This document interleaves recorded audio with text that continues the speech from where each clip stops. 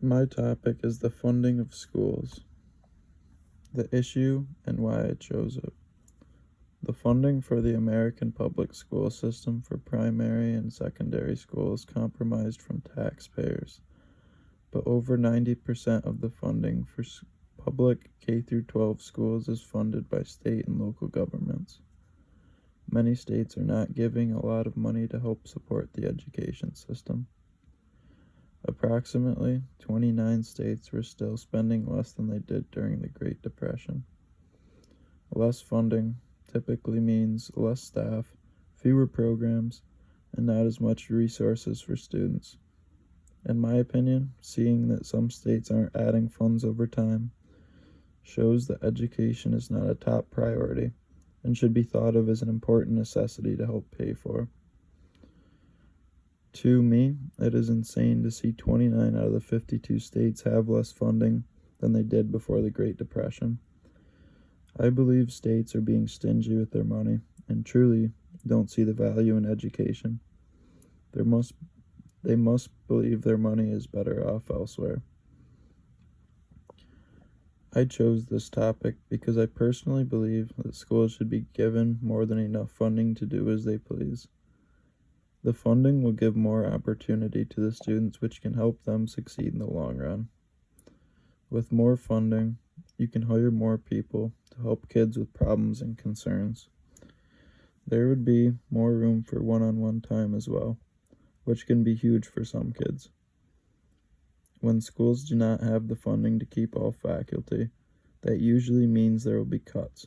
This can remove the jobs from hardworking people who are basically being let go for no other reason than that the school doesn't have the money to pay them. This can directly affect the families that these workers have to support. They will be laid off, and it is not fair in my eyes. The effects and solving. The effects from schools being underfunded is kids not having an environment to thrive in. The schools get different funding depending on size and location as well. This can factor into the growth of an individual. One school could be using top grade technology, while a smaller school in the area could be using that school's old technology. That is an imbalance in opportunity. Also, approximately 53% of schools need renovation and repairs. A survey discovered that teachers spend an average of $530 of their personal money on classroom supplies. This shows that most schools are clearly not adequate and require many repairs and renovations. And to see that teachers must use their own money shows that schools are clearly not doing enough. Funding most definitely needs to be raised to help create creative and innovative atmosphere. The government should try to remember that these young children are going to be the future.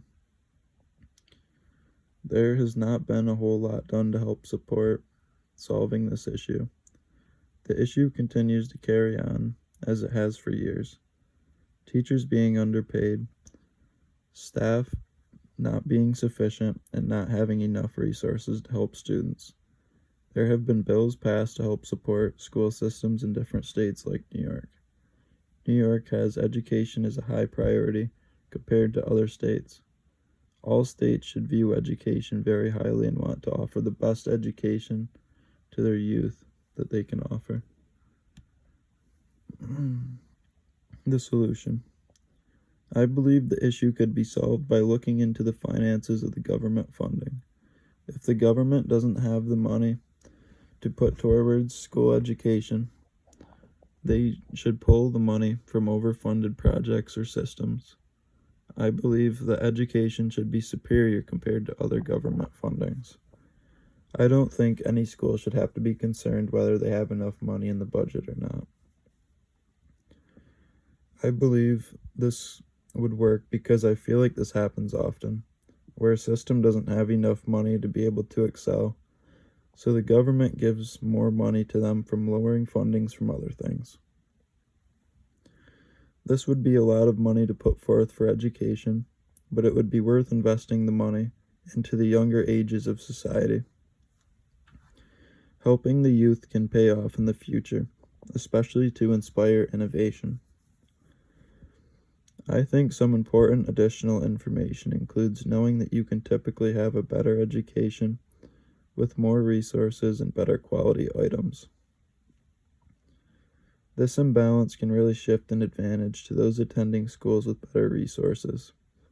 That is unfair, and everyone should be entitled to a good education with programs and extracurricular activities to attend to. My question to leave you is this: do you personally think schools need more funding?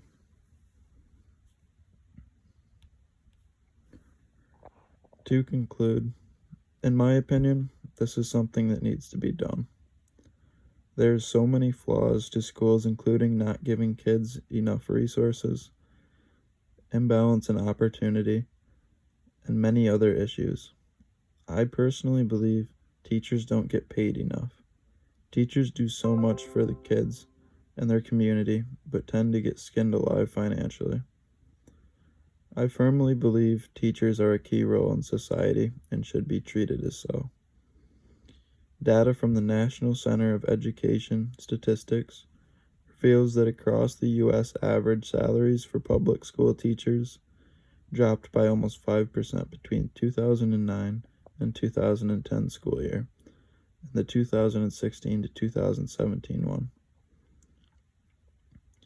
It is also shown that schools that are in higher poverty rates get less than places with less poverty.